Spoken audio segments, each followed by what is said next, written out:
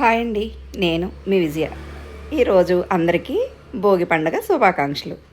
ఈరోజు మా ఇంటి భోగి పండుగ ఎలా చేసుకున్నామో చూపించబోతున్నాను.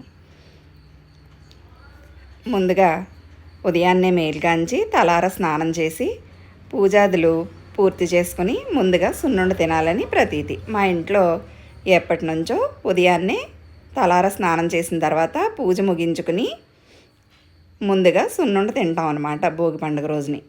చూస్తున్నారుగా ఈరోజు మా ఇంటి పూజ. ఇలా ఉదయాన్నే మేల్కాంచి స్నానాదులు పూర్తి చేసుకుని ఇలా పూజ గూటిని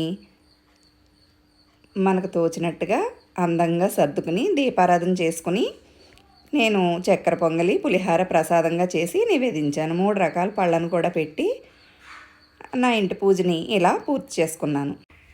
మా ఇంటికి రోజు ఒక 2-3 గోమాతలు వస్తూ ఉంటాయండి. వాటికి మేము ఇలా ప్రసాదాన్ని నివేదించి పూజించుకుంటూ ఉంటాము. ఈరోజు కూడా మా గోమాత మా ఇంటికి వచ్చేసింది.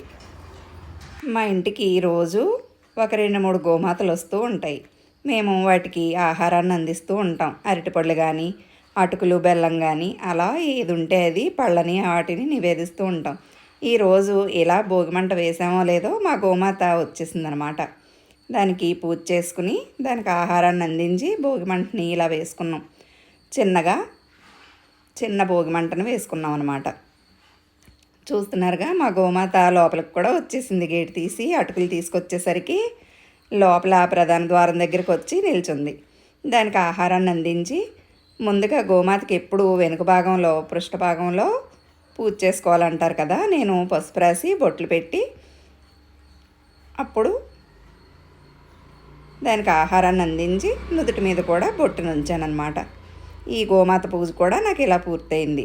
శుక్రవారం మంగళవారం రోజు ఇలా గోమాతను కూడా పూజించుకుంటూ ఉంటాను నేను.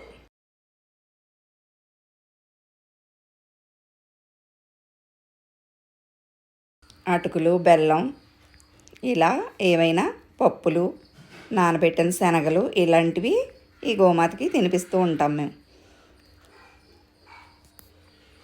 చూస్తున్నారుగా గోమాత.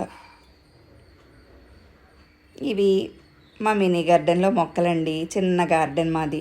ఎక్కువగా మట్టి అది లేదు.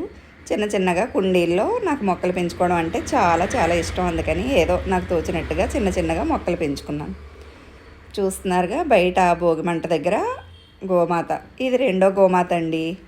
ఆ గోమాత వెళ్ళిపోయిన వెనకాలే ఈ గోమాత కూడా వచ్చింది. దీనికి కూడా అటుకులు బెల్లం అవి సమర్పించుకుని పూజని ఇలా పూర్తి చేసుకున్నాను. మా భోగిమంట చిన్న భోగిమంట. ఇలా భోగిమంట వేసుకుని దాని మీద నీళ్లు కాసుకుని ఆ నీళ్లతో స్నానం చేస్తే ఎలాంటి రోగాలు తెరిచారవని చెప్తూ ఉంటారు మా పెద్దలు. నేను ఈ భోగి రోజు కోసం చక్కెర పొంగలి పులిహార సున్నుండలు పోకుండలు చేశాను. చూస్తున్నారుగా ఇవన్నీ దేవుడికి నివేదించి మా భోగి పండుగని ఇలా పూర్తి చేసుకున్నాం అన్నమాట. మరోసారి అందరికీ భోగి శుభాకాంక్షలు. నా వీడియో మొత్తం చూసి నచ్చితే